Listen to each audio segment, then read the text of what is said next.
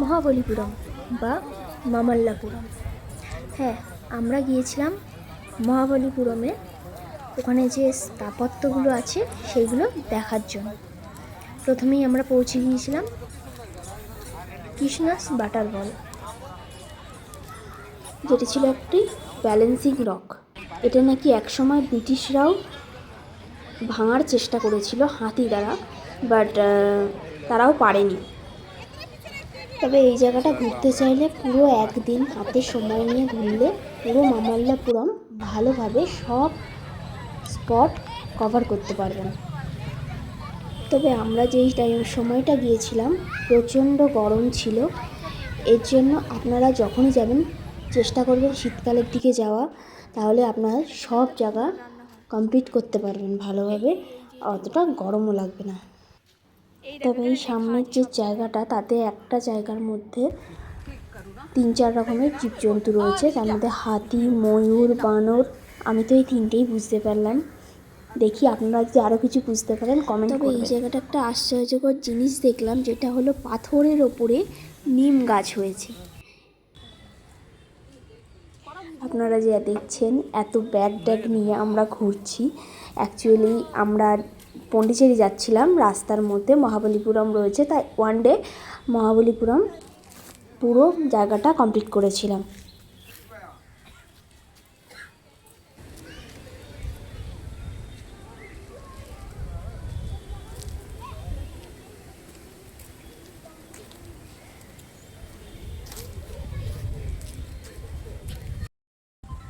তবে এই জায়গাটা একটা পাহাড় কেটে ছোট ছোট দেবদেবীদের মূর্তি রয়েছে, সেগুলো দেখতে সত্যিই খুব সুন্দর লাগছে। আর সামনে যেটা দেখা যাচ্ছে সেটাকে ভীমের রান্নাঘর বলা হয়।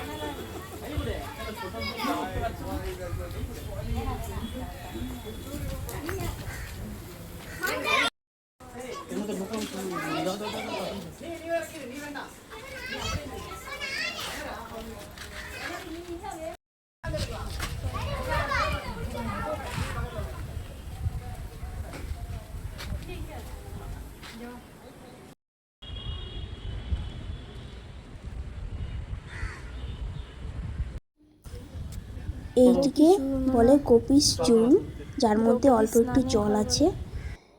তারপরে আমরা এগিয়ে যাচ্ছিলাম গণেশাস রথের দিকে, যেটি ছিল এখান থেকে একটু দূরে।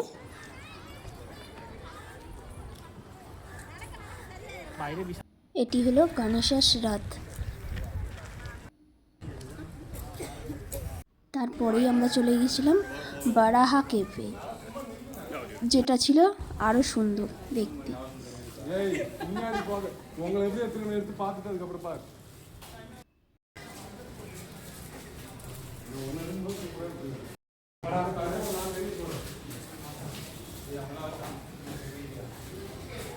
ঠিক এর পাশেই ছিল রয়া গোপুরাম, যেটি ছিল অর্ধসমাপ্ত।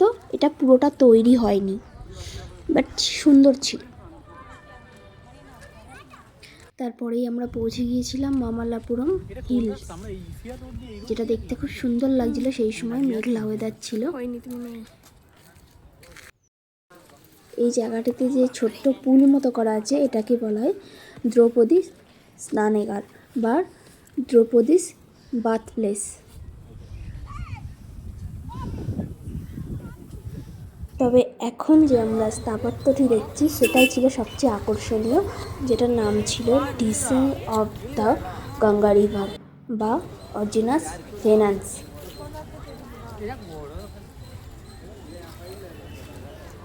ঠিক তার পাশেই ছিল কৃষ্ণা মণ্ডপম, যেটার ভেতরটাই ছিল অসম্ভব সুন্দর।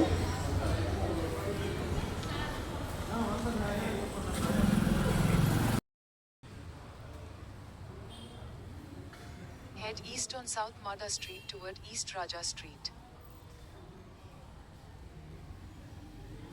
তারপরেই আমরা বেরিয়ে গিয়েছিলাম শোর টেম্পল দেখার জন্য, বাট আমরা কোনো গাড়ি করিনি বা অটো করিনি, আমরা হাঁটতে হাঁটতে গিয়েছিলাম। রাস্তার পাশে এই পাথরের মূর্তিগুলো ছিল, দেখতে খুব ভালো লাগছিল।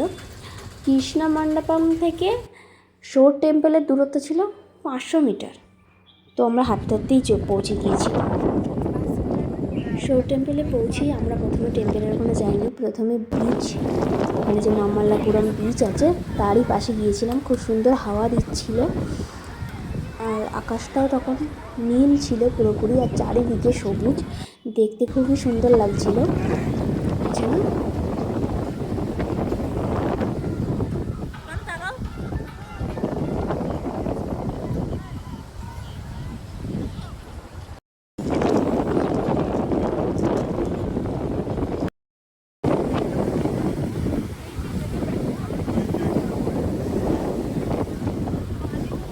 তারপরেই আমরা শোর টেম্পলটা দেখি, যেটা ছিল খুবই সুন্দর।